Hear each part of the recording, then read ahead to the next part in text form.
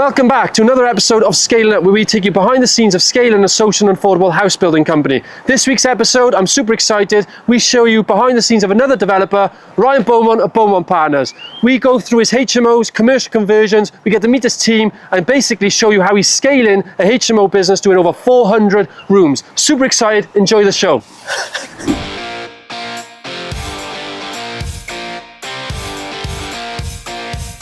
Building over 250 homes, and we have aspirations to build thousands.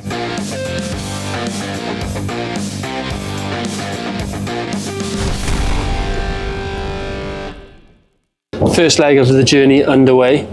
Paid for parking, I think. I forgot the GoPro, unfortunately, so I'm being recorded now.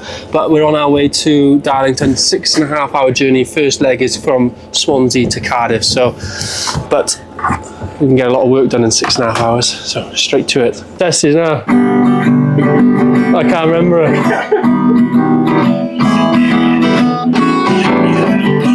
What was it? I don't know. Is this in tune, mate? Yeah. Yeah? Yeah. Diolch yn fawr. Can you get on camera just so I've proven that I can speak Welsh? Diolch yn fawr. Diolch. Diolch. Diolch. Diolch yn fawr. Yeah, that was good. Yeah. Welsh now, mate. Well, you've got a call, diolch. Diolch. What does it mean? Thank you very much. Oh. That's who that is right there. 1,000 houses in the pipeline, and he's come to see some HMOs. We're going to fucking send it. We're going to show him HMOs. We're going to film some ads for the Ground Up Network. Go subscribe to the Ground Up Podcast if you don't know what it is. Check it out in the description. I bang on about it all the time on the vlog. Yeah, we're going to show him the 7-bed HMO. It's coming to completion. We'll hit an 8-bed that's in construction there, and then we'll hit Buzzer's Bar, and then we need to get back down to the office. So stay tuned. Watch what we go up to. So this is a 7-bed? Yeah.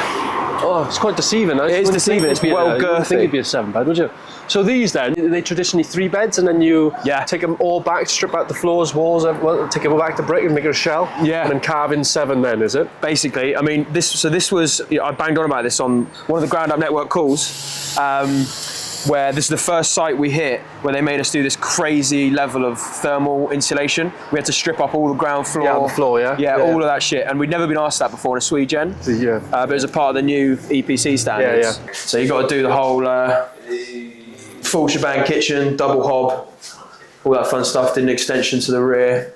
Yeah. Which caused us a bit of grief. One of the boys, this just happened. This was an extension, was it? It was, yeah. But we basically, we had a new lad start who's meant to be good at doing roofs and fucking masonry and shit like that. And we were like, okay, let's test him out. Meant to be. Chucked him on this, and it was fucking awful, mate. Yeah, there was basically no pitch. He basically built it flat, and there was no pitch, but it's a tiled roof. And with a tiled roof, it's not like a felt roof or a rubber roof where you can get away with a flat roof as long as there's some small amount of gradient on it. You might be putting patio slabs on there. Mate, he might as well have done. It was a tiled roof that was like that, and we had to rebuild the whole thing. So that's why this is still delayed. Never seen a flat tiled roof before. Yeah, it was.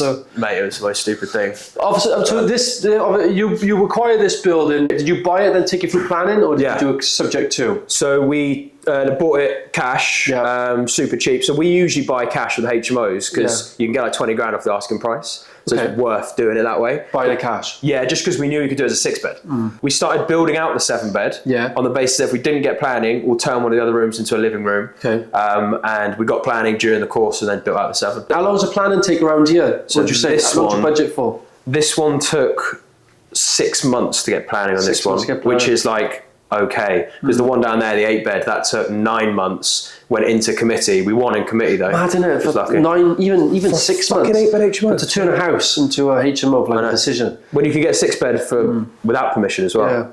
Yeah. The only thing I'd say, and this is a good one for the viewers as well, is because we committed to this one being a 7, where we could have been a 6, it meant we had to do all the compliance to 7-bed standard, which meant if we didn't get planning, we'd not only lose the cost on the planning, but also on the extra infrastructure in the building. You wouldn't have to strip anything out because you were over-compliant then. Yeah, over-compliant. So you're still using gas boilers, wet radiators. Yeah. What is your plan? What is your strategy for the operational cost? How do you keep the operational cost under control?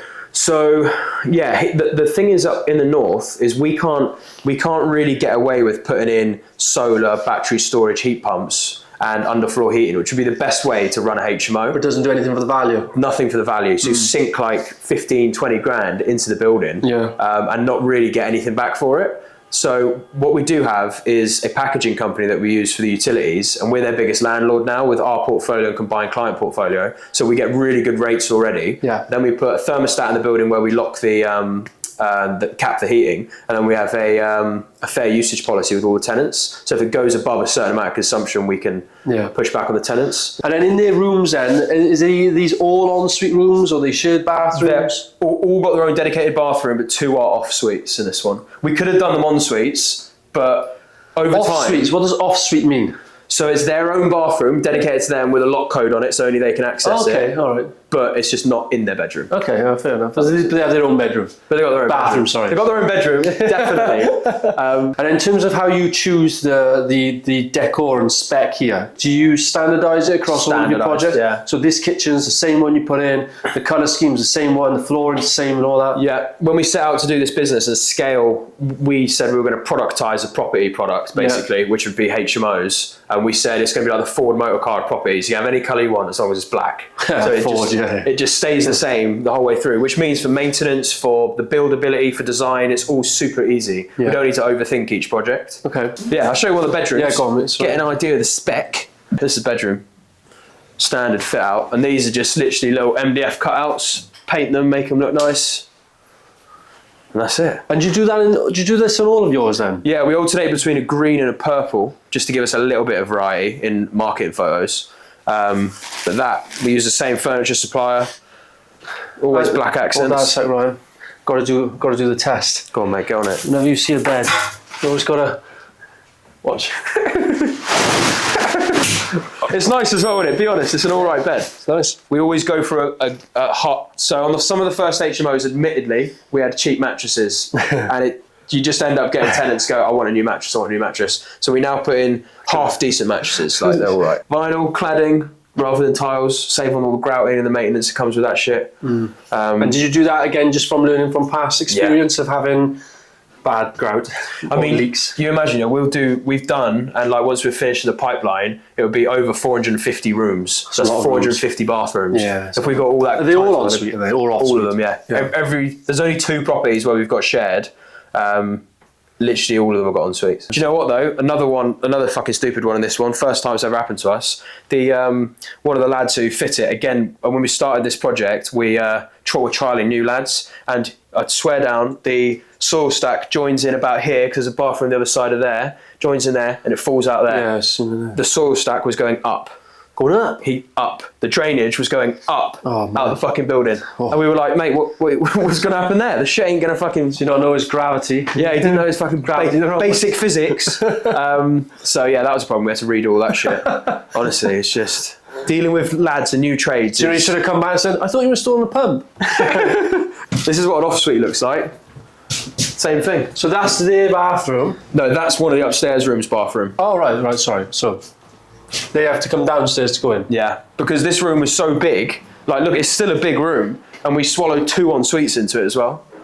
So it made sense to just go off-suite for upstairs. And then they've got their own en-suite next to it. Okay. So now how much do these rooms rent for then? With So en-suites? we'll get on this, I'll show you this, like this is a good example room here. This will get 550 to 575. And this is a smaller room with the off-suite, yeah? Yeah. Whereas all the medium size... Sorry, you're going to put a desk in all of them as well, was it? Yeah, desk in every single one. And then the medium-sized rooms will get 600, 625. The bigger rooms will get 650. Okay.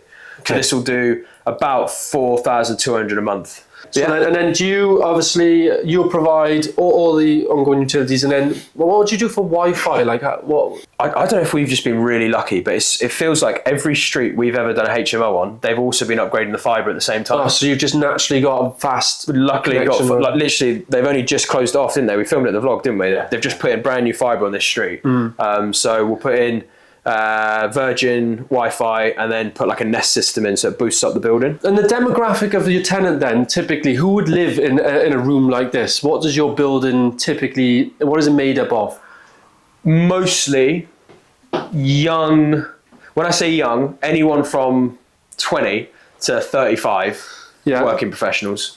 20 to 35 working professionals? So that's the average demographic age group, and they're all working professionals, yeah. Do you have any on benefits? No, we do no DSS. So they're all professional? All professionals. Okay. And what's the average length of stay with someone, like someone came here because they got a job or a contract or whatever. Yeah. You know, the 20 to 35. On average, how long would you expect for them to stay?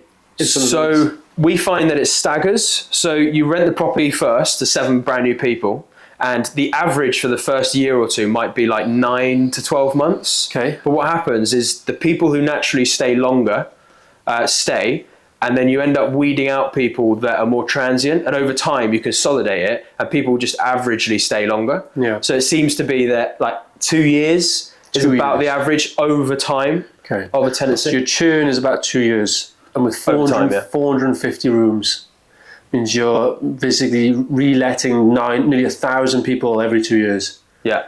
That's okay. That's up there. Isn't it? Yeah. And is it like a target you're aiming to get then? Do you want like 1,000 rooms or 500? Like, what are you trying to do? Because you're at a lot of rooms now. 1,000 rental units is a target for the business. HMOs, we're more just playing to demand. Where there's demand, we'll keep doing them. And if we see a demand plateau, then we'll stop. Like Darlington, we just stopped doing HMOs there because it just stagnated. Yeah. So and where are you now?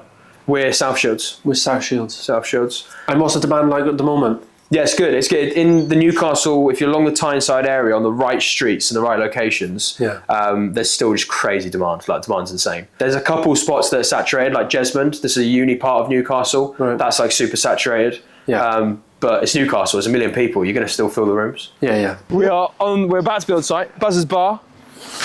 Shit's getting real. Showing him the real development stuff as well as HMOs. I want to meet Buzz. Who's Buzz? You'll meet him in a sec. Well, he's going to meet Jeff in a second. Jeff's our, there he is there, wandering around like the fucking rhino he is. He's our as northern as they come, thick as muck, site manager, builder, ex-army, takes no shits. He's a funny fucker, but he can be difficult. So I don't know if he's going to be polite to us or not. So I'm sorry in advance. But yeah, this will be 22 residential units, so 2 8-bed HMOs, so 16 HMO rooms in total and 6 apartments. And we've just come into the end of the strip out stage now, and we'll start building soon, which is a fun bit. Jeff! Hello. How are you doing, good sir? I'll have your new jackets on. I know, I'm looking smart today, innit? Yeah. This is Dorian. Jeff, hello. Dorian. Nice to meet you. Jeff. You well? Not bad. Good. Good man. Ryan's told me so much about you. All good stuff. All good lies. stuff, mate. Yeah, of course it is. Oh, lies and good stuff, yeah, of course. One lies. I'll put it downstairs in that room. There's some botchy structural stuff that's doing here. So what are we doing then? What are you doing? So we're just getting to the arse end of the structural strip. Yeah. So we had big masonry wall in here.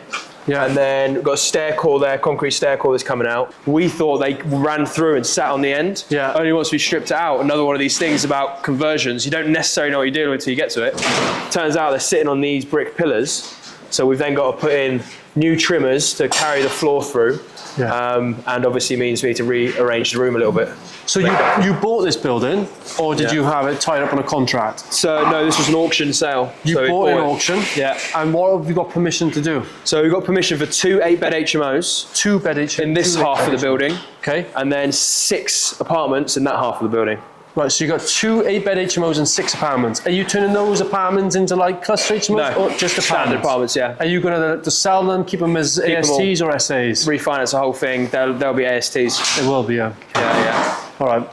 Nice, so just stand by to let apartments then, effectively. Yeah, you're basically. looking to keep them, and then obviously the HMOs can Keep them as well, yeah. And we've got a big, about here, there's an acoustic wall coming in, so like a big jumbo wall. Yeah. So that the traffic is completely split. They're getting their own stair core built out there, which is their access, and then the apartments have their own access this side. Okay. How long did it take you to get planning for doing this? 18 months. 18 months. Fucking ball ache, yeah. That went to committee twice. Twice. They went to committee once, deferred. Yeah. Committee again, won. Yeah. Just plan. won. Plan then. How long do you reckon it'll take you to do this development? I thought Jeff was stood there. This should be 10 months. 10 months? But we've got 15 months in to do it. And so proper conversion then, no new build element? Yeah, new build triple story extension basically going up out the side. You're going to do a triple story extension? Yeah. Okay. Why did you want to do a triple story? Like what extra space? Is that housing one of the HMOs or just the stair core? Just the stair core, yeah. Because what it does, so we've got this existing stair core. If it actually kited properly in a spiral, we'd have been fine. Could have left that no extension. But because it does, we just got to strip that out. Because for the cost of the extension, we'll get an extra 4 rooms. which say they're worth 45 grand a room, it's worth the cost of the extension, so we can alleviate that space. And how are you financing this? Investor or debt So finance? we've got a joint venture partner on this who's Yeah. put the equity in. We've put in a bit of money as well, and then the dev finance carries the rest. Okay. 1.33 million valuation now, Yeah. but it should really value up about 1.4 once it's finished.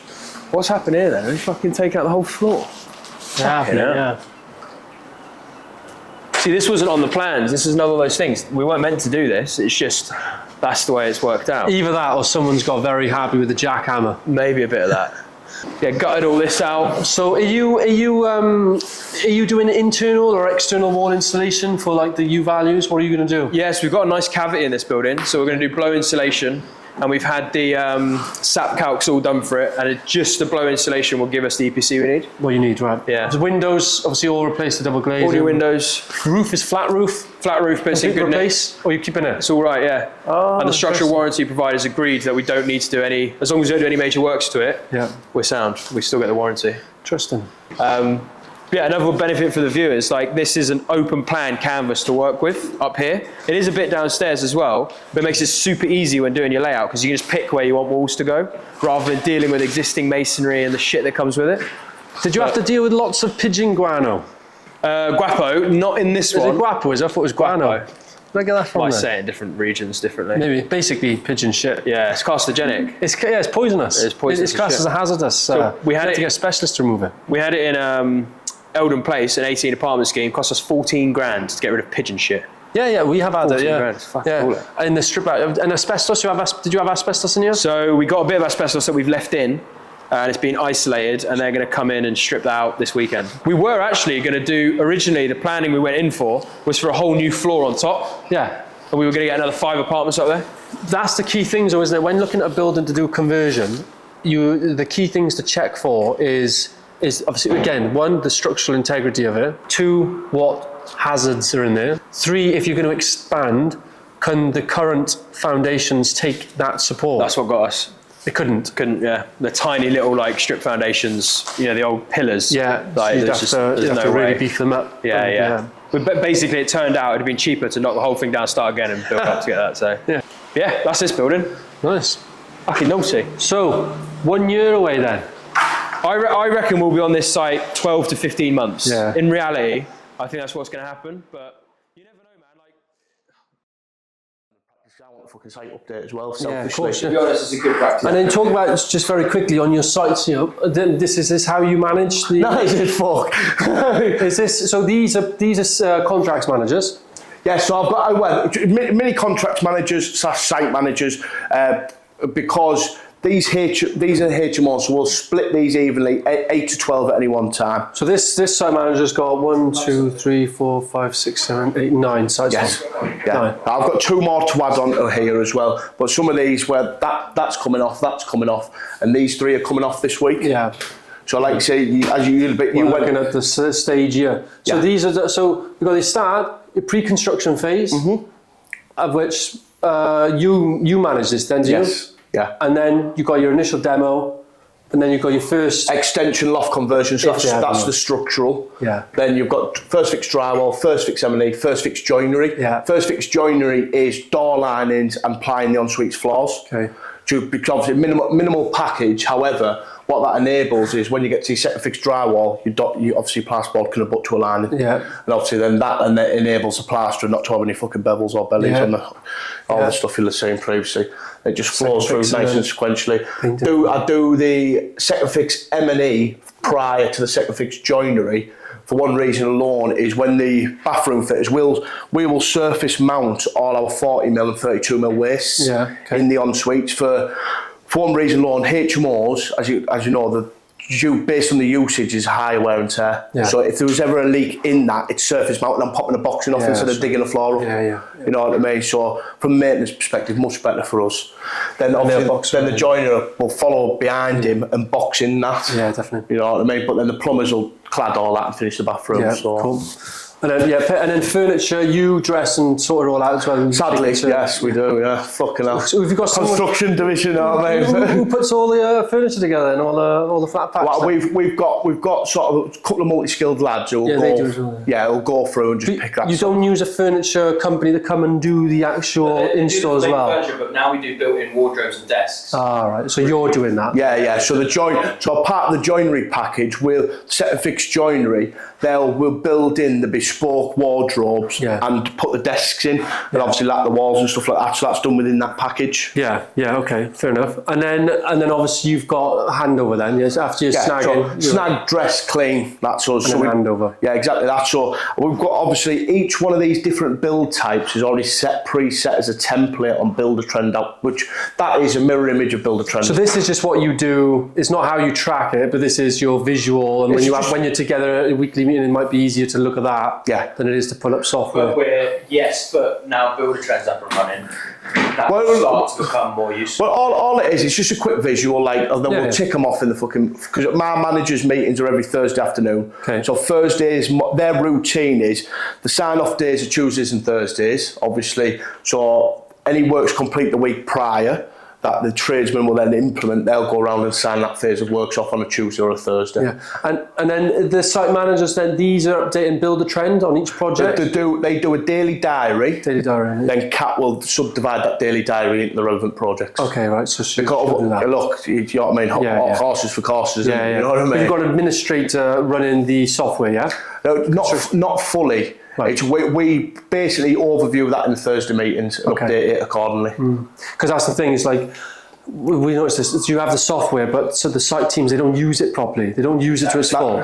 And like sometimes you end up having this software and you need a full-time employee to make sure the whole software is being run properly. This is why we brought in Kirsty to alleviate Kat. Then Kat administers that alongside, because Kat will double up and have the preset cutting list per phase of works. Yeah. Then she's perfectly placed to understand site progression as well as procurement requirements. Yeah. And them cutting lists per phase of works are already pre-placed with suppliers. Yeah. So can I have set and fix drywall for Stanhope, for instance, or X site. Yeah. So as she's monitoring that progress. Yeah, cool.